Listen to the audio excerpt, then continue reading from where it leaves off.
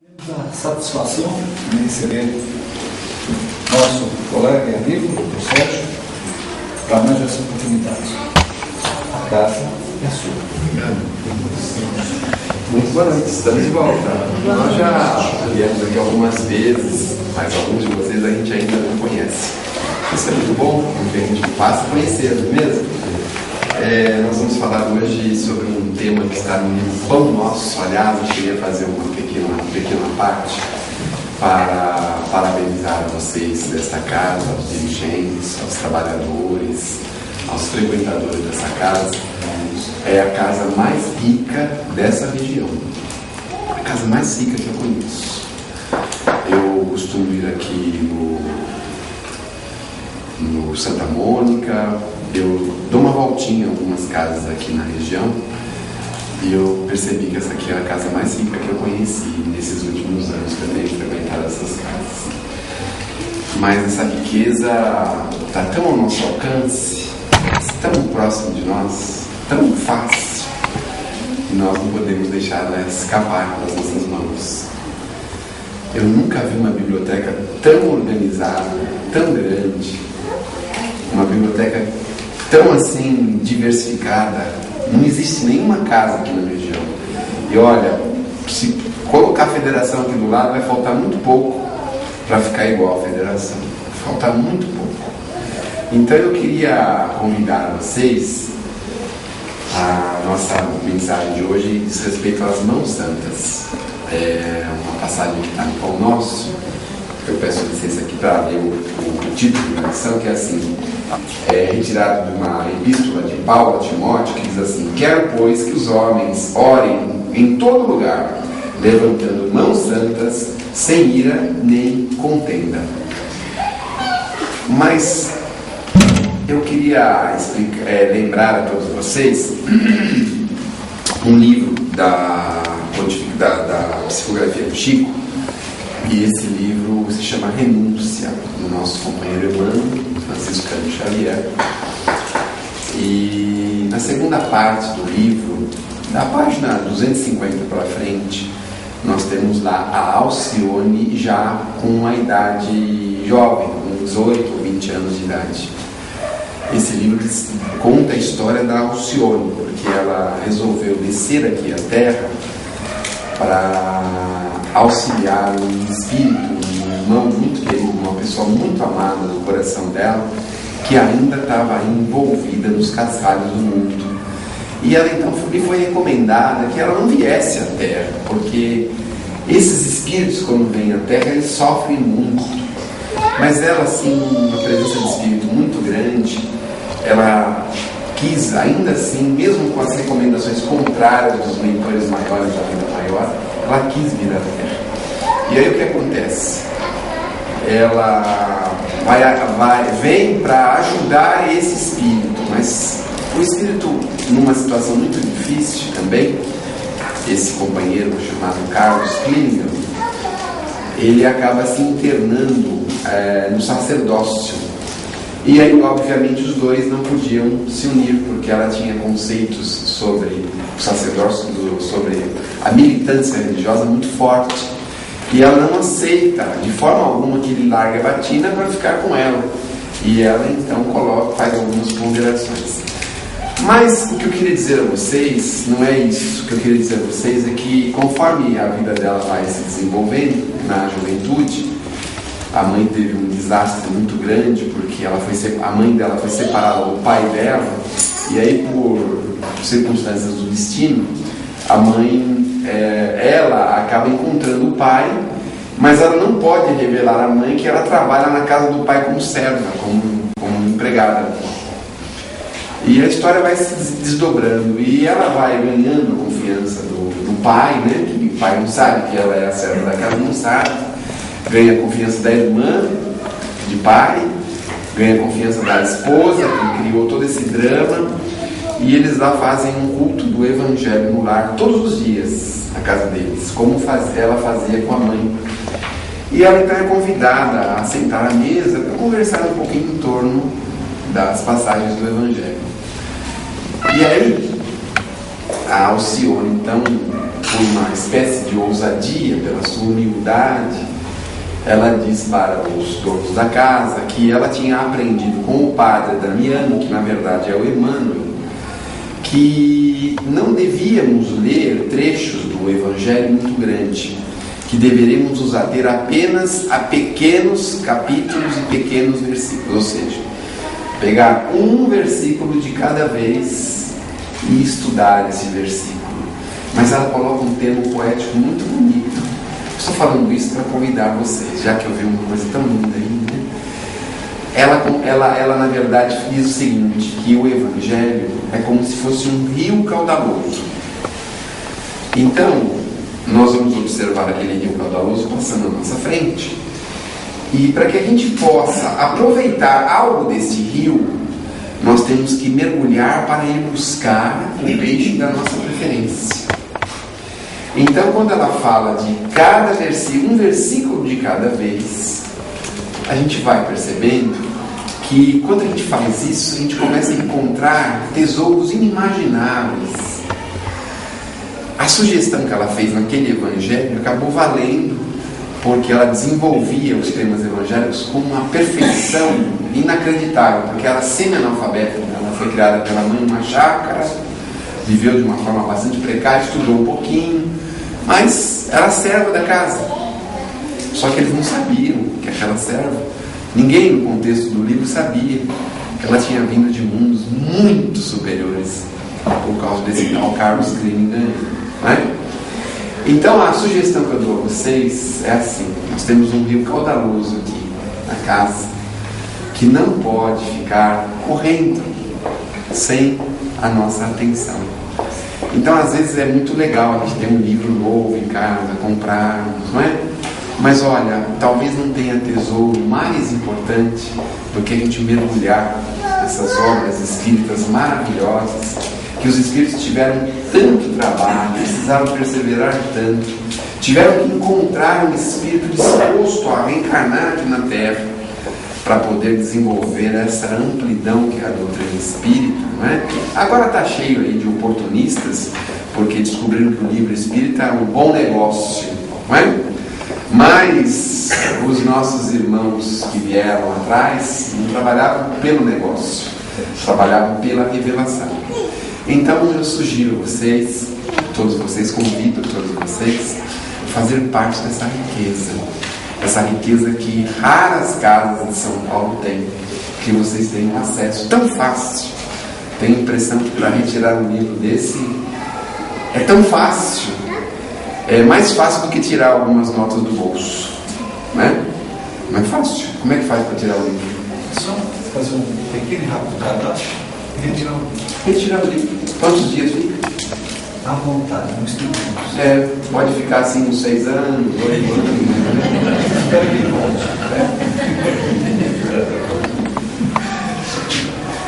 Mas aí vai uma outra sugestão. Estou enrolando vocês aqui um pouquinho, mas é porque eu fiquei emocionado de ver isso aí que eu vi. A sugestão é a seguinte: nós passamos muitas encarnações vivendo um ostracismo mental. Todos nós. E nós temos dificuldade para acessar as letras. Temos muita dificuldade, mas muita. É assim uma situação difícil para todos nós. Mas o que nós podemos fazer é o seguinte: a gente não precisa pegar o livro e ler o livro. A gente pode começar manuseando. Então a gente vem aqui de semana, sexta-feira, que dia maravilhoso que é a sexta, não é? A gente já está alegre por natureza, não é? Então a gente vem e pega o livro. Bom, amanhã é sábado, eu gosto de fazer livro, mas tem uma semana. Então em uma semana, manuseia, assim, não precisa ler. Lê assim um ou outro título, mas manuseia. Se achar alguma coisa que é interessante, lê uma frasezinha, um textozinho pequeno, mas manuseando. A maior parte deles são mensagens. Então a gente pega essa mensagem aqui, leu 2, 3 mensagens, é o suficiente. Devolve já na outra semana, já pega outro. Para a gente adquirir um costume, um hábito, o que precisa?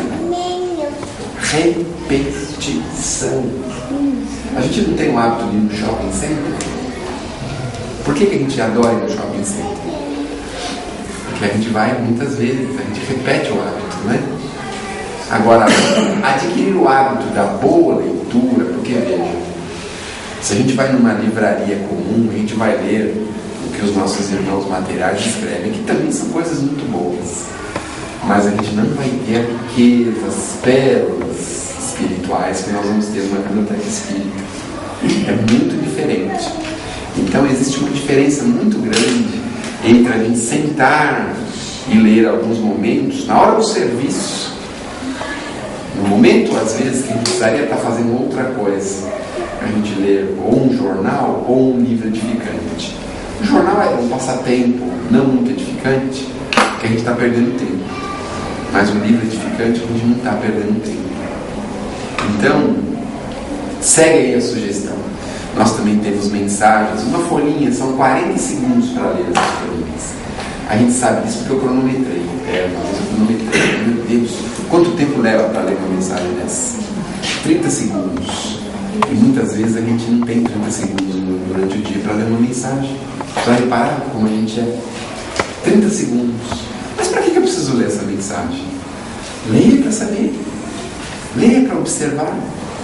Será que a gente acha que vai para a cidade dos pés juntos e vai ficar lá eternamente? Será que a gente acha que a morte é o fim de tudo? Então leia para saber o que os Espíritos amigos falam para a gente. Então nós, que já passamos os 18 anos, como no meu caso, há tempo, uns meses atrás, né? Já fiz 18 anos, graças a Deus, a gente já pode, assim, dominar o nosso eu, dominar o nosso tempo, fazer força, né? Porque eu também não consigo. Tem hora que ele me domina assim por semanas a fio. Falo, meu Deus, estou sendo dominado pela televisão, pela internet, pelo telefone celular. Tudo domina a gente, pelo shopping center, pelo automóvel, pela lavação do automóvel. Eu, quando era jovem, antes de fazer 18 anos, eu ficava o dia inteiro lavando o automóvel, o dia inteiro, inteirinho. Aí minha mãe falava, escuta filho, dá pra você levar a casa da tia e falar, aquela que mora na estrada de terra? Ah, não dá, porque sabe o que é? O carro está sem gasolina, não, eu ponho, a mãe põe pra você. Não é isso. Já pensaram? Que loucura que a gente entra, não é mesmo? A gente que está magnetizado pela bolinha de cristal. Aquela bola de cristal é maravilhosa. A gente senta e olha. Mas o que estão falando? Não interessa. Deixa eles falar o que quiserem. Mas estão falando aí que pode matar, não tem problema. Deixa. Que pode roubar, não tem problema. Tem uma colocação no livro. A minha mãe nunca veio num centro espírita. E quando eu era solteira, eu lia livros espíritas. Hoje a gente estava montando uma lista, que ela já não tem. Ela já passou de 600 livros, né, mãe? Ela lê em média 1 por semana. 1 por semana. Ela só lê no ônibus. Eu fiquei desacreditada. Não tem livro que a gente passasse, a gente foi contando que ela já não ia ler. Olha, espírita. Espírita. Ela nunca entrou numa casa espírita. Ela nunca veio com a gente. Nunca veio nessa. Não, eu frequento o bingo, né? Os eventos. Mas nunca veio a uma palestra. Nunca veio. Então ela merece receber uma palestra em casa. Né? Não, e ela fala, olha, mudou muito, muitas coisas que você conversa com ela, fala, ó, eu mudei meu ponto de vista por causa dos livros. Eu falei, então, mãe, vamos. Ela não vê necessidade de vir, mas ler é dela. Não tem, ela já não lê. Nós visitamos a penitenciária masculina por muitos anos e agora a feminina. Nós temos 2 trabalhos presos com a penitenciária feminina. Pode ficar tranquilo que eu não sou egresso. E também com os jovens na Fundação Casa Antiga Fedez. E lá no presídio, quando era masculino, ali no Carandiru, a gente agora é feminina, a penitenciária feminina. A gente ia na masculina, então tinha um moço, que ele era um moço muito complicado, complicadíssimo. Ele se utilizava de um termo, que é um termo chulo popular. Ele se considerava, os presos, os 3 mil presos que tinham lá na época, consideravam ele como a zica da cadeia. E ele disse para mim, Céu, depois que eu li um livro, eu mudei a minha vida. Foi nossa. Normalmente eu costumo escutar isso na televisão, né? Naqueles depoimentos. naqueles testemunhos, eu mudei minha vida, né? Depois que eu dei 100 mil reais pro pastor,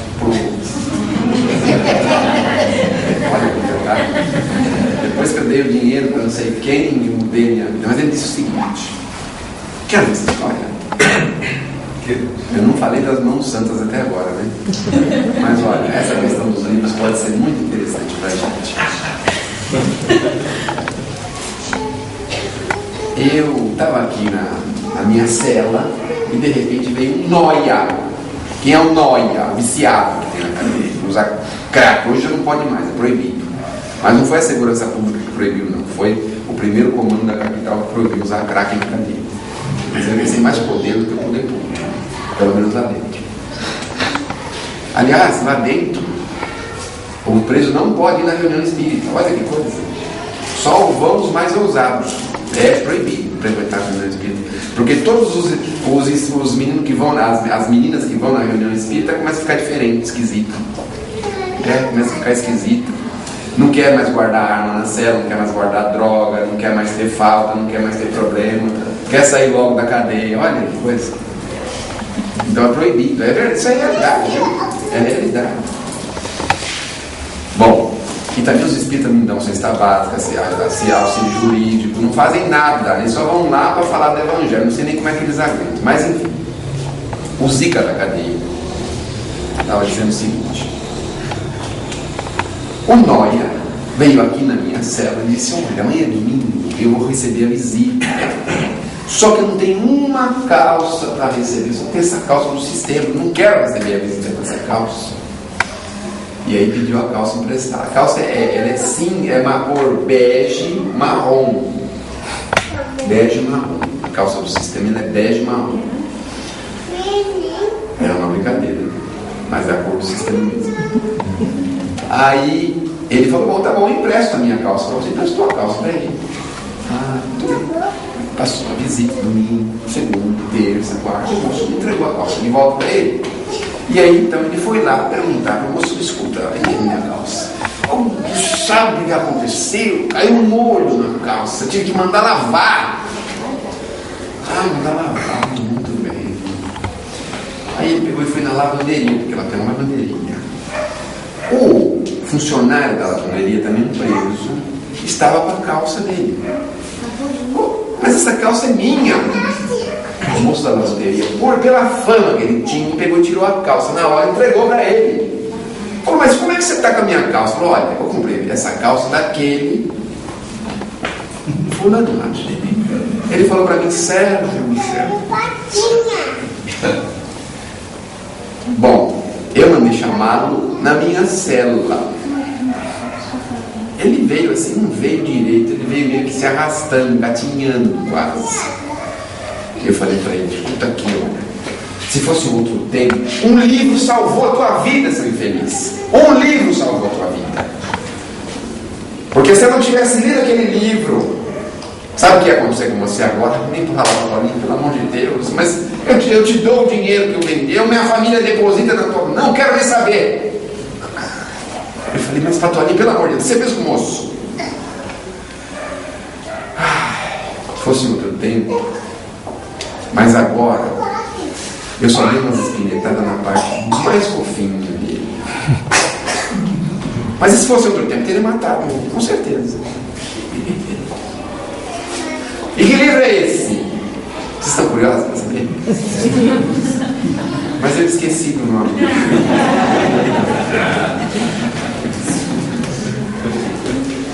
Eu vou falar para vocês no final da reunião, porque assim pelo menos vocês se animam a ficar até o final, né? Porque essa conversinha fiada aqui não dá mais, né? Bom, então vejam que a palavra escrita tem o poder de mudar o nosso caminho, a nossa direção, o nosso pensamento, a nossa forma de pensar, a nossa forma de ser. Os expositores não valem nem o que comem, viu? Não acreditem nos expositores. Essa é uma raça terrível. Os espíritos se utilizam da gente, mas se fosse possível, agora daqui a pouquinho não vai precisar mais, porque agora tem uns equipamentos aí que o pessoal põe tudo assim na parede assim. Aí o povo vai lendo, tem uma pessoa que vai narrando, vai lendo, narrando, aí todo mundo já sai justificado, não vai precisar nem de expositor mais daqui a algum tempo. Bom, já tem uma telinha mágica lá, Porque a avó. Bom, então nós precisamos procurar nos achegar aos livros. Daqui a uns 5 ou 10 anos, quando eu for convidado a vir outra vez aqui, quanto tempo faz também? Mais ou menos? Uns 5 anos mais ou menos. E olha que eu adoro ir nas festas, fiquei triste de ver lá, esgotado. Falei, meu Deus do céu, eu vou procurar um cambista para comprar o bilhete. Aí não tem um cambista para vender o bilhete aí para mim. Adoro ir nas festas aqui, já vim algumas delas, né? Trago minha família, são 6 comedores de arroz e feijão na minha casa, então tem que comprar 6 ingressos para cambistas, muita coisa, né? Mas, quando eu voltar aqui daqui a algum tempo, eu gostaria de ter uma outra notícia, dizendo, meu Deus do céu, essa biblioteca não para os livros aqui, é o tempo todo entrando e saindo, entrando e saindo. Uma vez nós estamos numa casa espírita na Zona Leste, chegamos lá, uma casa pequenininha, do lado de um córrego assim, aberto, um lugar bem cheiroso.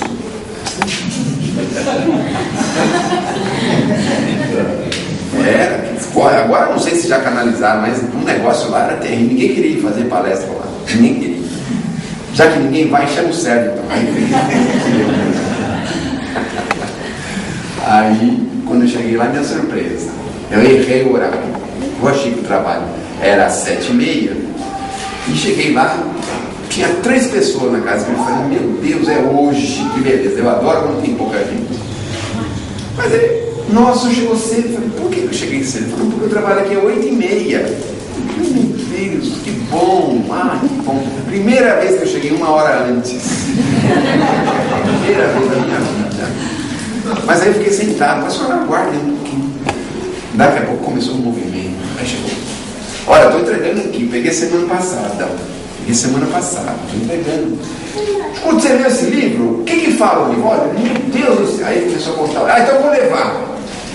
Aí era uma troca de livro, um negócio assim que eu nunca tinha visto também na minha vida. Aliás, eu vou pedir para aquele pessoal vir até aqui para pegar livro aqui, porque ela só tinha meia dúzia de livro. E era uma disputa. Olha, eu tenho a senha da semana passada, hein? É eu que vou pegar essa semana. Eu fiquei assim também. Nossa, mas me deu um negócio assim, um negócio forte. E eles comentam sobre o livro entre si, contam histórias interessantes sobre o livro. Você sabia, por exemplo, que as obras mais importantes do Chico tiveram um prefácio em dias comemorativos da doutrina espírita? Por exemplo, se vocês observarem o livro Religião dos Espíritos, que é do Emmanuel, vocês vão observar que o Emmanuel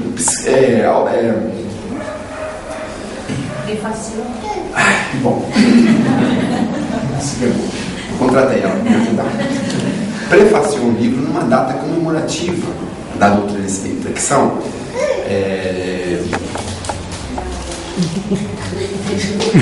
3 de outubro. O que é 3 de outubro? Lançamento do livro dos Espíritos. Lançamento do livro dos Espíritos. Nascimento de Kardec. Nascimento do Kardec. Qual outra data? Se vocês falarem 5, eu já estou satisfeito. A gente não começou a ler os livros ainda. Não começaram, né? Por isso que não estão tendo. Uma data comemorativa. Vai, fala uma outra data comemorativa da doutrina espírita. 18 de abril. O que é 18 de abril? Lançamento do Livro dos Espíritos. Então, por exemplo, o dia 25 de janeiro, sabia que tem uma importância muito grande com a doutrina espírita? Não sabia? O que se comemora no dia 25 de janeiro? Qual é a ligação que tem com a doutrina espírita? A gente não sabe, né? Mas aquele fundador da cidade de São Paulo, nada mais, nada menos é do que o nosso irmão espiritual Emmanuel. Isso, que era lá na encarnação em nota como José Padre Manuel da Nóbrega. Mas por que o padre não apareceu na fundação de São Paulo e foi o Anchieta? Porque o Padre Manuel da Nóbrega não tinha dicção, ele era gago. E aí ele teve que chamar um coroinha lá de Portugal, que eles expulsaram o coroinha, vai para o Brasil, vai ser infeliz, vai para o Brasil, chamado José de Anchieta. Por quê? Porque o José de Anchieta tinha umas coisas estranhas, assim, sabe?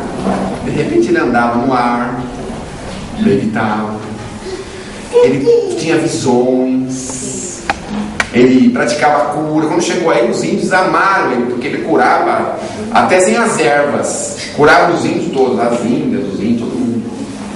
Veja que interessante, não é? Que livro que o senhor leu isso? O livro do Anchieta? Que o senhor leu isso? Sobre o Anchieta ou sobre o Manuel da Nóbrega? Sobre o Anchieta.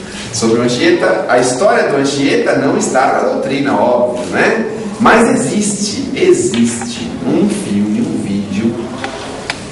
A gente não gosta muito de vídeo, a gente prefere mais livros, não é mesmo? Mas tem um vídeo que eu achei esses dias no lixo, porque ninguém queria alugar o livro, o filme na locadora. Desculpe, o filme na locadora, eu não sei o nome do livro, do filme, mas são 2 CDs que contam uma história do Espiritismo. Foi uma homenagem que fizeram para a doutrina espírita. E lá tem um negócio que é um discurso do Chico Xavier em 1974, quando ele recebeu o título de cidadão paulistano, lá no Pacaembu. E aí o Chico Xavier, muito espertinho, os vereadores, eles levavam lá alguma coisa para ler, né? Oh, o seu Chico Xavier, pro trabalho, blá, blá, blá, blá, blá. Ele ficou 40 minutos contando a história de São Paulo. 40 minutos. Ele falou desde os primórdios da história de São Paulo. Você sabia, por exemplo, que aquela igreja da Catedral da Sé era um baile, era um salão de baile? Era um salão de baile. E ali que começou o Carnaval de São Paulo, né? Coisa incrível, né? Cada revelação interessantíssima, né? Mas ele fala, por exemplo, dos pintores que ele visitava em São Paulo, né? Nós temos uma pintora muito famosa que ele chegou até a visitar o cemitério depois que ela desencarnou, e ele tem a humildade de falar que ela é que levantava o ânimo dele. Enfim, existem informações preciosíssimas nesse vídeo que foi resgatado assim de repente. Mas o livro que fala do José de Anchieta não é um livro espírita, obviamente, mas tem um livro histórico que, se não me engano, é impresso pela imprensa oficial do Estado, que conta a história do Padre Manuel da Nóbrega. E essa história, obviamente, não vai falar que ele é o Emmanuel, né? Mas isso quem falou mesmo foi o próprio Emmanuel, que revelou isso através da psicografia do Chico. E isso está escrito em muitos trabalhos. Eu não posso precisar exatamente aonde, mas na próxima vez eu posso trazer com mais detalhes a esse respeito. Posso contar a história de São Paulo, né? Dia 25 de janeiro, por exemplo. A gente pode falar um pouquinho da história de São Paulo. Bom, então, as obras importantes do Chico estão prefaciadas em datas importantes da doutrina. Então nós temos, por exemplo, o nascimento de Bezerro, o desencarne de Bezerro. Nós temos uma série de datas que são importantíssimas para a doutrina e que nós vamos ver os prefácios realizados pelo Emmanuel, a maior parte dele pelo Emmanuel. E é curioso também a gente perceber na obra do Chico que alguns autores conhecidos não psicografaram através do Chico. E algumas personalidades muito conhecidas também não psicografaram através do Chico. Por exemplo, nós temos só uma ou duas mensagens psicografadas de um senhor chamado Rui Barbosa.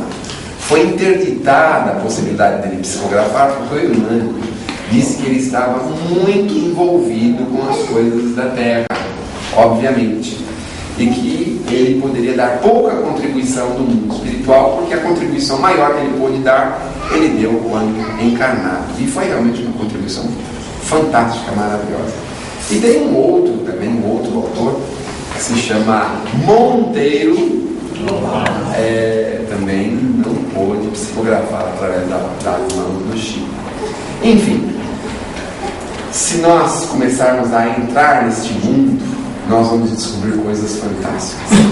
O Chico deixou aí mais de 400 obras, 420 obras mais ou menos, mas tem algumas que ainda não foram lançadas, por incrível que pareça, porque as pessoas na época não tomaram cuidado de ter os direitos autorais do Chico, porque agora tem uma pessoa que tem os direitos autorais do nome Chico Xavier ou Francisco Cândido Xavier. Tudo que se fala a respeito dele, do nome ou do apelido, tem que passar pelo crivo desse dono dessas obras autorais, desse direito autoral, não é?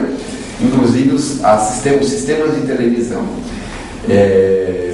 Então as pessoas que não tiveram o cuidado, não é? De pegar a autorização por ele em vida, estão aguardando um momento próprio para lançar esses livros, que ainda tem aí pelo menos mais uns 20 ou 30. Uma outra curiosidade que nós podemos falar a respeito da psicografia do Chico, do trabalho do livro espírita, foi a seguinte: o Chico começou a fazer numa casa espírita lá em Pedro Leopoldo uma reunião de materialização. Aqui deve ter o livro Materializações Luminosas. Chegou um momento em que o Emmanuel se materializou, o próprio Emmanuel. Ele apareceu com uma tocha na mão e com o peito todo estrelado, lembrando o Cruzeiro do Sul.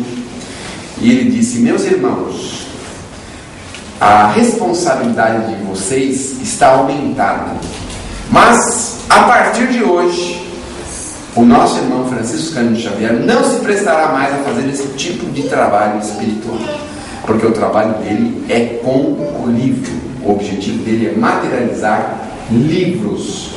Então é muito bonito, lindo, maravilhoso, mas ele não vai mais fazer isso, porque todas as sessões ele se sentia muito desgastado, muito combalido, porque para doar o tal do ectoplasma o negócio é arrancar de nós energias extremas, não é? Muito bem. Tem um livro que é muito interessante, se chama Emmanuel. Esse livro é interessante porque ele mete bronca em cima de todo mundo, todos os religiosos, tudo que está contra o Evangelho, o Emmanuel põe a mão lá de ferro em cima. E aí, aqui deve ter também esse livro. Quem é o catalogador do livro? Cadê ele? Ele fugiu, não foi não. Mas deve ter esse livro chamado Emmanuel. Quando o Chico entregou esse livro para a Federação Brasileira, o que aconteceu? Aconteceu que a Federação Brasileira, quando leu o livro, falou: nós não podemos imprimir este livro. Não pode, puxa, que pena. Nós não podemos. Não podemos. Aí o que o Chico fez? Ele se cotizou com alguns amigos e disse: não tem problema, eu pago a impressão de algumas obras aí, 1.000, 2.000, né, naquele tempo, 1970. Hoje aí alguns malucos aí lançam livros de 40 mil, 50 mil edições. É uma loucura, né? No nosso Brasil é uma loucura. 50 mil livros é uma loucura. Mas enfim, ele lançou lá 1.000, 2.000 livros e pagou o dinheiro dos amigos. E aí, o que aconteceu? A Federação lançou o livro e pôs no mercado e vendeu os livros. Como vendeu muito rapidamente, eles fizeram por conta própria a segunda edição, terceira, quarta, quinta, sexta, a 20ª edição do livro. E aí alguém foi revisar as autorizações de impressão dos livros. Mas esse livro nós não temos a autorização, anos depois, né? E aí ligaram para ele: escuta, Chico, você não mandou para a gente a autorização para imprimir o livro Emmanuel? Aí ele, com muita humildade, disse assim: nossa, é verdade, como eu estou esquecido, não? Como eu estou esquecido, como eu estou distraído, né?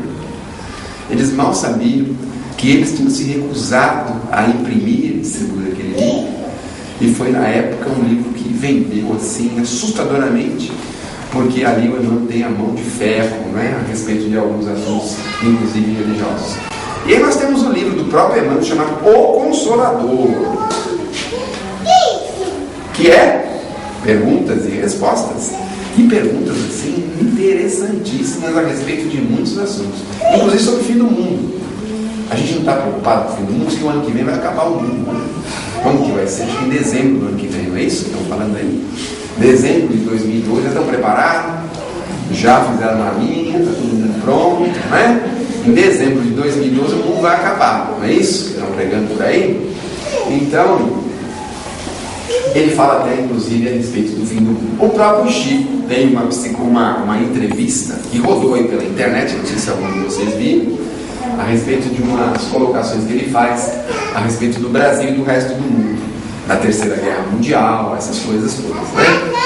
Só que no final da entrevista ele diz assim: mas meu filho Geraldo, ele fez essa entrevista para um senhor chamado Geraldo Lemos. Ele disse: mas meu filho Geraldo, você sabia que todas as previsões são feitas para não acontecerem? Todas elas? Você sabia disso? A gente antigamente ia na mulher da bola de cristal, e aí, vai casar ou não vai, não é? Se ela fizesse alguma previsão, a gente não sabia que era para não acontecer. Olha que coisa. Então a maior parte dessas previsões, dessas predições, essas coisas é justamente para não acontecer. Por quê? Porque o homem tem o mais sagrado poder que pode uma pessoa ter no mundo, no universo. É a liberdade de escolha, o livre-arbítrio. Então nós podemos mudar as nossas rotas, os nossos caminhos. Nós temos liberdade para isso. É claro que se a gente não mudar, óbvio, está determinado. Mas, obviamente, sempre vai aparecer alguém que vai dizer: não, ali na frente tem um iceberg, vamos desviar. Aí a gente desvia, né? E o Chico fez um alerta. Ele disse que se o homem conseguisse evitar a Terceira Guerra Mundial ou postergar, porque segundo as suas palavras, ele dizia que era impossível a Terceira Guerra não acontecesse. Mas se ela acontecesse depois de muito tempo, então a humanidade viveria momentos muito venturosos. O Brasil não ia precisar se repartir em 4 partes, o planeta não ia ter cataclismas assim terríveis, extraordinários, não é? Enfim, a predição que o Chico fez a esse respeito ainda vale. Por quê? Vez ou outra sempre tem alguém aí falando: não, o caminho é a guerra, não é mesmo? Vez ou outra tem alguém. E nesses períodos de guerra a gente percebe o que acontece, né? Quem assiste filmes aí da Segunda Guerra, do nazismo e outras coisas mais, vai ver como a gente se arvora num desequilíbrio tão grande, tão forte, e a gente atrasa com isso o progresso da humanidade. Muito bem, e nós íamos falar sobre Irmãos Santas, e precisamos falar. Ali está o rapaz, temos mais quantos segundos? 0. Mais 10? O senhor falou que eu ia falar até meia-noite hoje. Então, nós, quando Paulo nos alerta as mãos santas, em qualquer lugar, para que as nossas mãos possam realizar algo santo, é preciso que nós estejamos pensando em algo santo, né? Porque as nossas mãos produzem aquilo que o nosso pensamento determina. Então, para ter mãos santas, é preciso ter um pensamento santo também. E isso em qualquer lugar, não é só na casa religiosa. Porque aqui na casa religiosa é muito fácil. A gente, quando entra ali, dá pra gente uma máscara de madeira, a gente põe uma cara de pau assim, né? E aqui dentro todo mundo vira santinho. Mas e lá em casa? E no trabalho? E na via pública? E no trânsito? Como é que nós vivemos? E no convívio social? E nas festas de família? E no encontro com o enteado, a sogra, o cunhado? Na minha casa tem um cunhado, uma cunhada. Veio para ficar na minha casa uma semana. Ela já está há mais de 10 anos. Gostou, diz que não sai de lá. É mais fácil eu sair do que ela. Como que nós vivemos? Pondo mãos postas? Com uma carinha de madeira? Como é que nós vivemos? É importante nós avaliarmos o nosso comportamento, a nossa forma de viver, o que nós fazemos.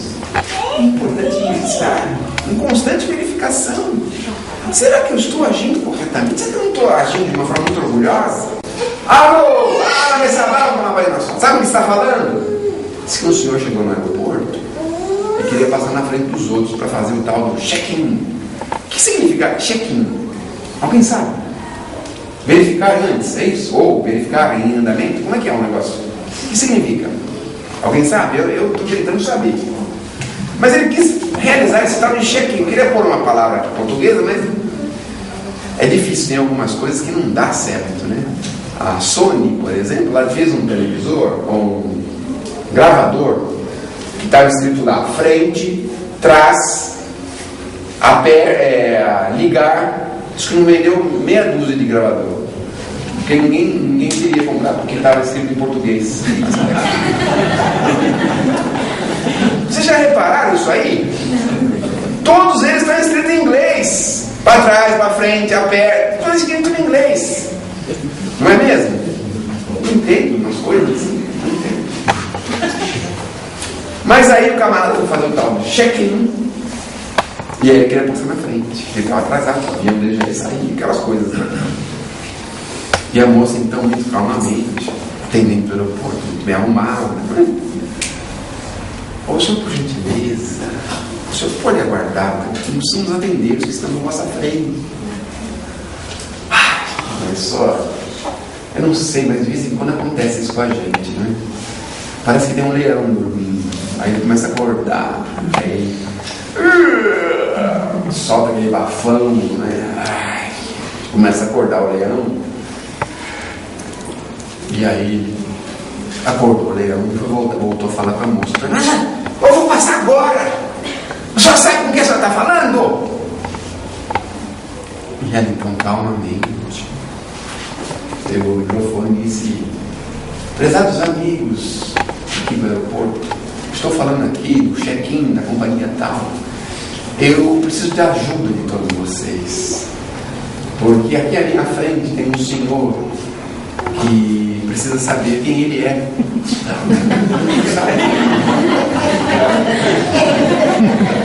Já pensaram? O leão, então, coitado, deve ter dado um fardo. Tristeza. Mas a gente não é assim. A gente é assim.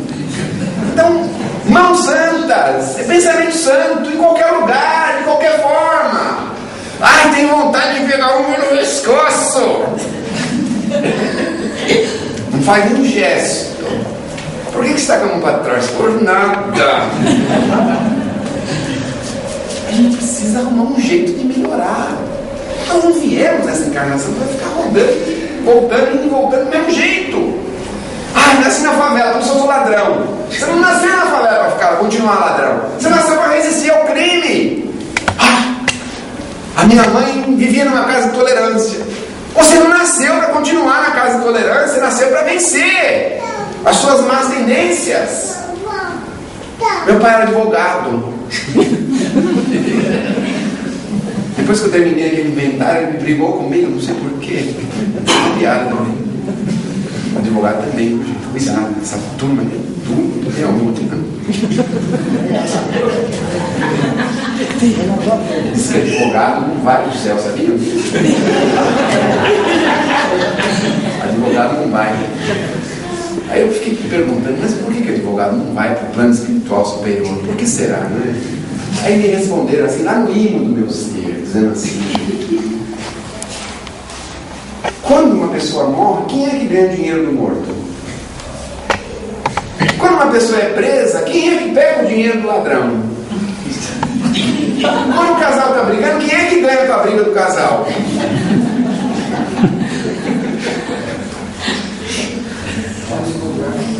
Já pensou? Que coisa tremenda. Eu fiquei assim, meu Deus, não vai mesmo. Não vai mesmo. Meus amigos, meus irmãos, brincadeiras à parte, pensemos em Jesus. Façamos um esforço para renovarmos para o bem. Nós estamos aqui para sermos melhores. Nós precisamos sair daqui melhores do que quando chegamos. Seria muito feliz da nossa parte quando nós chegarmos à decretitude da vida, em condições mais favoráveis, a pensar se os nossos netos, as pessoas que convivem com a gente, perceberem e falar: nossa, como a vovozinha é doce, como a vovozinha é bacana, como a vovozinha é linda, maravilhosa. Já pensaram? Não vai ter alegria melhor do que essa. Então façamos um esforço para que a gente possa aproveitar esses momentos grandiosos que nós temos na Terra. Dizem os nossos irmãos espirituais que existe uma fila interminável no mundo espiritual para reencarnar, porque é aqui que nós precisamos mostrar o que sabemos, aprendermos e mostrarmos o que sabemos. nós pouco poderemos fazer no mundo espiritual, porque no mundo espiritual nós teremos poucas chances de renovar aquilo que nós precisamos renovar. Então é aqui, no embate da carne, através das tentações, das dificuldades, dos perigos, dos problemas, é que nós vamos burilando o nosso ser para o futuro. É por essa razão que nós estamos na Terra, para evoluir, para crescer. E evoluir e crescer significa amar mais. Mas é o amor de origem. Não é este amor que nós queremos vincular ao comportamento das pessoas, não. Porque tem pessoas que amam, mas não porque ele fala bem de mim, ama porque ele é bonzinho para mim, ama porque ele me fala que eu sou bonita, que eu sou bonito, que eu sou feio, que eu sou isso. Nós precisamos amar pelo amor que ele nos ama, pelo simples fato de sermos irmãos uns dos outros. Só por isso. Mas ele me prejudicou, mas é meu irmão, no final de tudo ele é meu irmão. Ele me atrasou, me criou problemas, complicações, dificuldades, mas no final de tudo ele é meu irmão. Nós não podemos deixar de pensar isso. Por mais raiva que estejamos vivendo, por mais ódio que estejamos tendo, por maior a dificuldade que alguém está nos impondo, nós não podemos esquecer, no final de tudo, todos nós somos irmãos. Não tem como nós escaparmos dessa realidade. Então, quando nós vermos alguma pessoa que temos dificuldade, comecemos a pensar: eu preciso amar essa criatura com amor de origem, pelo simples fato dela ser filha de Deus igual eu. Só por essa razão. Não tem tanta gente que protege os animais, que protege a natureza, as árvores, as coisas naturais. Tem gente aí. Protegem as crianças com câncer, protegem as pessoas que têm um determinado problema, protegem as pessoas com necessidades especiais. E o que essas pessoas fizeram para serem protegidas? Para quem que elas fizeram? Só porque elas causam compaixão? Só por isso? Será que nós não temos amor suficiente para amar o nosso irmão? E não precisar que ele nos cause compaixão? Ah, está sofrendo, tem um acidente, precisou amputar, precisou... Não, nós precisamos amar independente de qualquer coisa. Esse é o amor que nós precisamos fazer, praticar, exercitar. E é isso que os nossos irmãos espirituais nos ensinam. Glorificada sejas onde fores, mãos que te fazem sol, apoio e ninho para todos os tristes do caminho. Mãos que revelam um lírio aberto nos dores. Mãos generosas, mão que adivinha a mensagem do Cristo em esplendores. Mão que converte lágrimas em flores. Deus te abençoe os gestos de carinho. Nunca enxerguei a forma do teu culto. Fito-te a luz que passa enquanto exulto e vejo que o mundo se aprimora. Caridade és o dom que nos emana. É o amor de Deus na inteligência humana.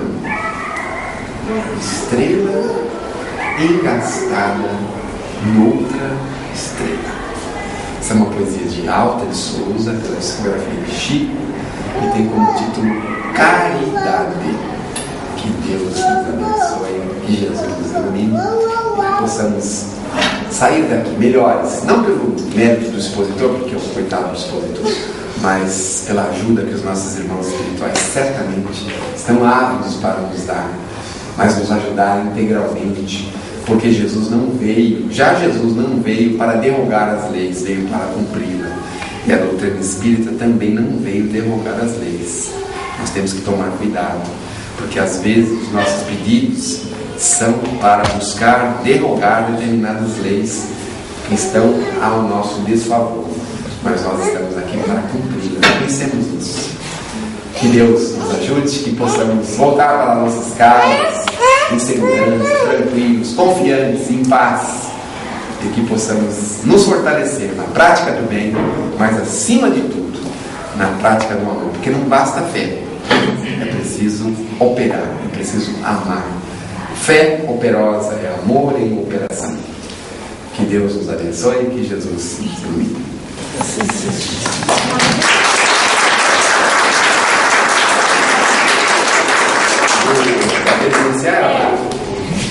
Esse livro, eu não sei se tem aqui, é da Federação Espírita Brasileira, e tem como título Apenas uma Sombra de Mulher. Quer que eu conte um pedacinho do livro? Sim. Vou deixar para outra vez que eu voltar, né, com 5, 10 anos, não é isso? Mas eu conto a história do Malaquias de Assis. O Malaquias de Assis chegou em casa e viu a esposa morta e o filho morto. A esposa teve um embaraço em casa, ela foi ver quem era, estava com uma arma e atirou no próprio filho. Quando ela viu que atirou no próprio filho, ela atirou nela própria. E o Malaquias chegou na casa, encontrou os dois mortos e pôs a esposa no colo e tirou a arma da mão dela. E no momento que ele estava fazendo isso, ele foi interceptado pela polícia, que entendeu que teria sido ele que matou a esposa e o filho. Para isso ele foi para a cadeia por 30 anos. E aí desenrola uma história maravilhosa, porque o Malaquias de Assis veio para a encarnação para se desvincular de um negócio chamado Sindicato das Trevas. E a maior parte de nós estamos aqui na Terra também para isso, para se desvincular do crime, do mal. E aí ele começou a ter uma série de embaraços depois que saiu dos 30 anos, não é? E ele percebeu que ele precisava mesmo ser muito perseverante, porque a todo instante ele estava se deparando com situações que tentavam colocar ele numa situação constrangedora. Então, é a história do Malaquias de Assis. O nome do autor é Fernando O. Apenas uma sombra de mulher. Cadê o moço dos livros? Vamos ver, será que tem esse livro aí? Então, Apenas uma sombra de mulher. Depois vocês peguem a senha, olha lá, ó. Peguem a senha, tá certo? Peguem Só tem esse. Só tem esse. Peguem a senha, certo? Para ler o livro, tá bom?